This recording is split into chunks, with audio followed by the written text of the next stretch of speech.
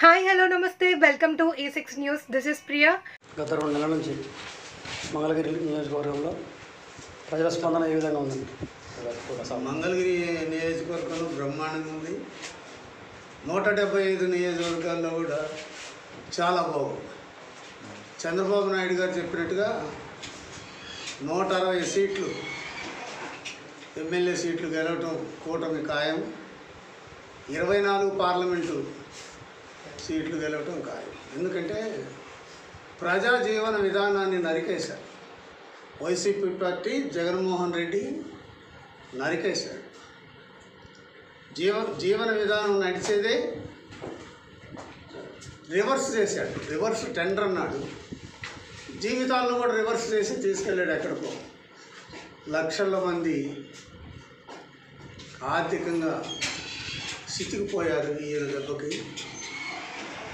సరే, అదొక భాగం. ఈరోజు మేము అన్ని నియోజకవర్గాలు తిరుగుతూ గుంటూరు జిల్లాలో మంగళగిరి నియోజకవర్గం అయినటువంటి మన నారా లోకేష్ బాబు గారి నియోజకవర్గం కూడా వచ్చి మా వాళ్ళందరినీ కూడా కలుసుకొని మీడియాకు ఒక సందేశం ఇద్దాం. అది ఏమిటంటే, జైహో బీసీలో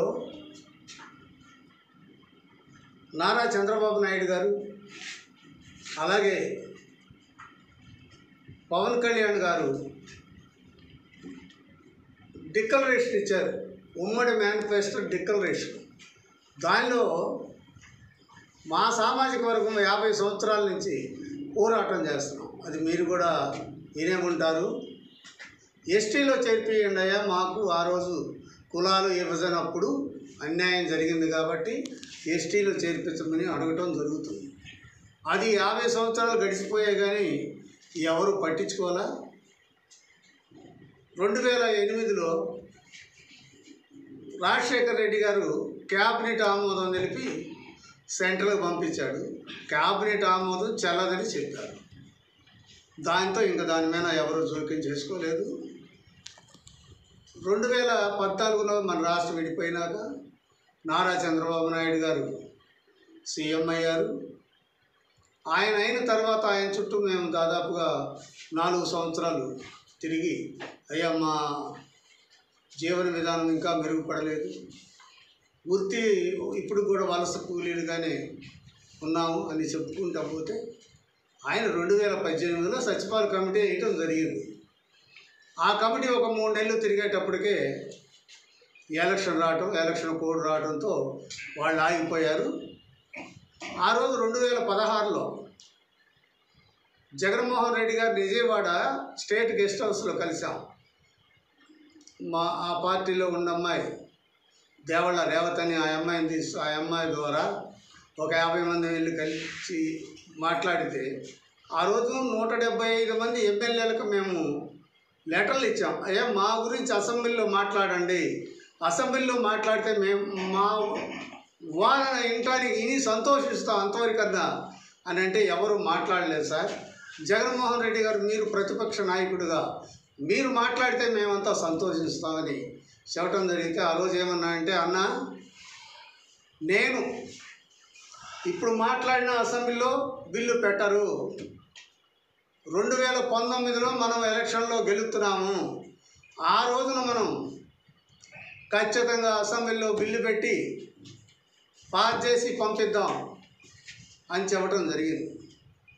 ఆ సారు అనేక సార్లు తిరిగిన సజ్జల రామకృష్ణారెడ్డి గారు అంటే ఏ సామాజిక వర్గానికి ఇప్పుడు అపాయింట్మెంట్ ఇవ్వట్లేదు కాబట్టి ఇప్పుడు ఇచ్చే పొజిషన్లో లేము అని అన్నారు. అంటే ప్రజానాయకుడు అనే వ్యక్తి ఎవరైనా సరే, ప్రజలను పరిపాలించే వ్యక్తి ఏం చేయాలి? ప్రజలకు ఇబ్బంది వస్తే వాడి కష్టం ఏందో తెలుసుకొని ఆ కష్టాన్ని నెరవేర్చినోడే ప్రజానాయకుడు. మరి అది ఎక్కడ కరువైంది. కాబట్టి ఇప్పుడు ఎన్నికల మేనిఫెస్టోలో పెట్టిన విధంగా వడ్డీలను ఎస్టీలో చేర్పిస్తామని చెప్పటం జరిగింది. అదేవిధంగా వడ్డీర్లకి క్వారీలలో 15% రిజర్వేషన్. అంటే మా డిమాండ్స్ అన్నీ కూడా చెబుతున్నాం. మనం అడిగినవన్నీ కూడా ఒప్పుకున్నారు. 15% రిజర్వేషన్ అంటే వడ్డెర్ల యొక్క తలరాతలు ఎస్టీ క్వారీల్లో హక్కు చట్టం కలిగితే వడ్డెర్ల యొక్క తలరాతలు మారిపోతాయి. ఎందుకంటే కూలివాడు క్వారీ యజమాని అవుతాడు. అలాంటి డిమాండ్స్ మేము ఎప్పటి నుంచో మనం ఒక్కడవే కాదు, రాష్ట్రంలో ఉన్నటువంటి ముఖ్య నాయకులు వడ్డెర్లందరూ కూడా దీని మీద ఘోషిస్తున్నారు. కళ నెరవేరే రోజు వచ్చిందని మేము భావించుతున్నాం. ఎందుకంటే రేపు చంద్రబాబు నాయుడు గారు సీఎం అవుతాడు, పవన్ కళ్యాణ్ కూటమి కలిసి ఉంటుంది కాబట్టి ఈ విషయంలో ఎస్టీలో చేర్పించే దాని మీద నరేంద్ర మోడీ గారు కూడా 2019లో కర్నూలు బహిరంగ సభలో చెప్పాడు. సామాజిక వర్గాలుగా 4-5 చెబుతూ ఆ సామాజిక వర్గంలో కూడా వడ్డెర సామాజిక వర్గాన్ని చేరుస్తామని చెప్పడం జరిగింది. కాబట్టి మనకు మంచి రోజులు వస్తున్నాయి అనుకొని మేమంతా భావనతో ఉన్నాము. అదేవిధంగా క్వారీ ఇచ్చారు, ఆయన క్వారీ ఇచ్చాడు, క్వారీలో పనిచేస్తాడు. ఆ క్వారీలో మిషనరీ కావాలి. ఆ మిషనరీని 30% సబ్సిడీతో మాకు ఇవ్వాలని అడగటంతో దాన్ని సునాయాసనంగా వాళ్ళే ఒప్పుకున్నారు. దాన్ని కూడా వాళ్ళు చేసి పెడతామన్నారు. తర్వాత కాంట్రాక్టర్ వృత్తుల్లో సొసైటీలు ఉండేది అంతకుముందు, వడ్డెర సొసైటీ 20 లక్షలు ఎంతో ఈఎండి లేకుండా టెండర్ వేసుకునే అవకాశం కలిగజేశారు. దాన్ని ఇప్పుడు మేము ₹1 కోటి అడిగాం. దాన్ని రేపు కూర్చున్నప్పుడు ఎంతవరకు చేస్తారో 50 చేయొచ్చు, లేకపోతే ఎంతన్నా చేయొచ్చు, అది వాళ్ళ ఇష్టంగా ఉండాలి. మామూలు రిజిస్ట్రేషన్ కాంట్రాక్టర్ కూడా 50 లక్షల వరకు ఈఎండి లేకుండా ఇవ్వండి. అంటే మేము సొంతగా మా జీవన విధానం మెరుగుపడాలి అంటే, సొంతగా ఎదగాలంటే మాకు మేమే అభివృద్ధి చెందాలి. కానీ 5,000 10,000 ఇస్తే మా జీవితాలు తెల్లారు. మా కులం రాదు, ఏ కులం కూడా అభివృద్ధిలోకి రాదు. వృత్తి పని వాళ్ళకి ఎవరికైనా సరే ఏ మిషనరీ ఇచ్చినా దాన్ని 30% సబ్సిడీతో కానీ ఇస్తే ఆ సామాజిక వర్గం ఏదన్నా కానీ చేతి పని చేసే ప్రతి సామాజిక వర్గానికి కూడా న్యాయం జరుగుతుందని భావంతో మేము ఉన్నాము. దానికి దగ్గరలోనే వాళ్ళందరూ కూడా చేసి పెడతామన్నారు. అదే కాకుండా క్వారీల్లో పనిచేస్తే ఎక్కడో 400 అడుగు ఎత్తున వాడు తాడు కడతాడు, ఆ పైన ఆడ నుంచి దిగుతాడు, మధ్యలోకి దిగి బ్లాస్టింగ్ చేస్తాడు. వాడు బ్లాస్టింగ్ చేస్తా ఏదైనా పొరపాటును జారి కానీ పడితే వాడు చనిపోతే ఇంకేం ₹1 కూడా వాడికి వచ్చేది లేదు, జీవో లేదు, చట్టమే లేదు. చంద్రబాబు నాయుడు గారిని అడిగాం, సత్తెనపల్లి బీసీ సభలో అడిగితే ఆయన చెప్పాడు ఖచ్చితంగా చంద్రన్న బీమాని 5 లక్షలు ఉంది, దాన్ని 10 లక్షలు చేస్తామన్నారు. అయితే మేము ఆ రోజు దానికి అంతవరకు సంతోషించాం. కానీ దాంట్లో చిన్న కరెక్షన్ చేయాలి. చంద్రన్న బీమా అంటే ఈరోజు తెలుగుదేశం ప్రభుత్వం ఉంది, చంద్రన్న బీమా వస్తుంది. రేపొద్దున గవర్నమెంట్ మారిపోతే రాదుగా. అందుకని దాన్ని జీవో రూపంలో ఇవ్వమని అడుగుతాం. రేపు చంద్రబాబు నాయుడు గారు సీఎం అయినాక పవన్ కళ్యాణ్ వీళ్ళందరినీ కూడా సమావేశంలో కూర్చోబెట్టుకొని మాట్లాడేటప్పుడు ఖచ్చితంగా మేము చట్టం చేయము. ఎందుకంటే గీత కార్మికులు ఉన్నారు, వాళ్ళు కానీ ఎక్కడి నుంచి పడిపోయి చనిపోతే 10 లక్షలు ఎక్స్గ్రేషన్, 5 లక్షలు పాక్షికంగా ఏదైనా దెబ్బలు తగిలితే. ఇదే కాకుండా వడ్డెర్లే మా రిప్రజెంటేషన్లో ఏం చేసామంటే 50 సంవత్సరాలకి, ఎందుకంటే క్వారీల్లో పనిచేసి పైపు లైన్లు కాలువలు తవ్వి మట్టి పని చేసుకుంటా శ్రమనంతా కూడా దారపోస్తారు కాబట్టి 50 సంవత్సరాలకే వాళ్ళ వయసు అయిపోతుంది. వాళ్ళ పెన్షన్ ఇవ్వమని అడిగితే వాళ్ళు ఒక వడ్డెర్లే కాదు, బీసీ సామాజిక వర్గంలో ఎవరైతే కార్మికులుగా పనిచేసి 50 సంవత్సరాలు దాటినటువంటి వాళ్ళందరికీ ఇస్తామని చెప్పడం జరిగింది. అన్నీ సంతోషదగ్గ విషయాలే. అలాగే వడ్డీ ఓబన్నని స్వాతంత్ర పోరాటంలో పోరాడినటువంటి వడ్డీ ఓబన్న జయంతి కూడా మేము అడగటం జరిగింది. దాన్ని కూడా ఆయన ఆ రోజు సెలవు దినంగా ప్రకటిస్తామని ఆఫీషియల్గా గవర్నమెంట్ ప్రోగ్రాం లాగా చేసేదానికి ఒప్పుకున్నారు.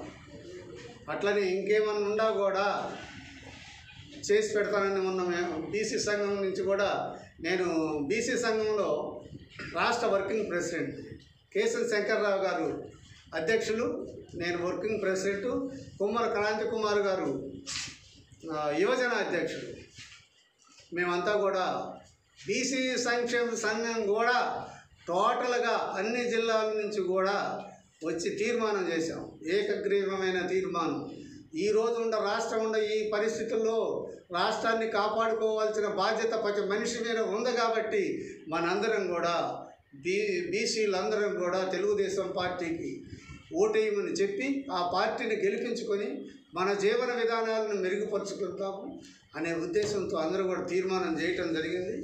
ఆ విధంగా దాన్ని కూడా బీసీలందరూ కూడా తిరుగుతున్నారు. రాష్ట్ర వ్యాప్తంగా సంఘాలే, కుల సంఘ నాయకులే కాకుండా వాళ్ళు కూడా తిరిగి పనిచేస్తున్నారు.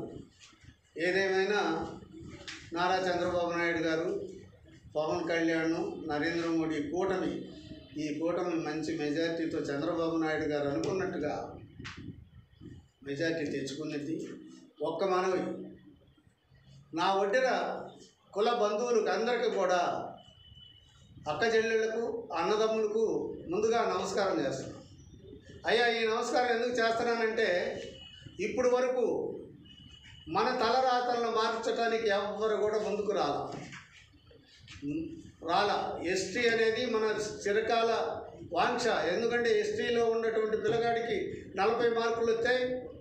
ఒడ్డెర ఏ గ్రూపులో ఉన్నటువంటి సామాజిక వర్గాలకి 50 మార్కులు వస్తాయి. 40 మార్కులు వచ్చిన అబ్బాయికే అక్కడ సీటు దొరుకుతుంది, ఉద్యోగం దొరుకుతుంది. కాబట్టి ఇది వాళ్ళ రిజర్వేషన్ కూడా ఏమీ తగ్గదు. మా జనాభా ఎంత అయితే ఉంటారో నిష్పత్తి దాన్ని పెంచుకుంటారు రిజర్వేషన్లు. అది చేస్తామని సెంట్రల్ గవర్నమెంట్ కూడా చెప్పింది కాబట్టి దానికి మేమంతా కూడా సంతోషిస్తున్నాం. దానికి చేయాల్సింది ప్రతి ఒక్క ఒడ్డెర బిడ్డ వినండి, ఈ న్యూస్ మీరు వినండి. ఇందులో న్యాయం ఉంది, మనకు మంచి జరుగుతుంది అని మేము భావిస్తున్నాం. అదేవిధంగా మీరు కూడా భావించి తెలుగుదేశం పార్టీకి అందరూ మూకుమ్మడిగా ఓట్లేసి ఒడ్డెర్లంతా కూడా రాష్ట్ర వ్యాప్తంగా తెలుగుదేశం పార్టీకి ఓట్లు వేసారన్న మెసేజ్ని నారా చంద్రబాబు నాయుడు గారికి, పవన్ కళ్యాణ్ గారికి చేరాలి. ఎందుకంటే వాళ్ళ దగ్గరికి పెద్దలుగా మేము అన్ని జిల్లాల నుంచి కలుపుకొని, చాలామంది పెద్దలు ఉన్నారు, వాళ్ళందరినీ కూడా కలుపుకొని నేను ముందుండి కూడా వాళ్ళందరినీ వేకం చేసి తీసుకొని వెళ్ళి సీఎం అయిన తర్వాత ఆయన దగ్గర ఈ డిమాండ్లన్నీ పూర్తి చేసుకుంటామని తెలియజేసుకుంటూ సెలవు తీసుకుంటున్నాను.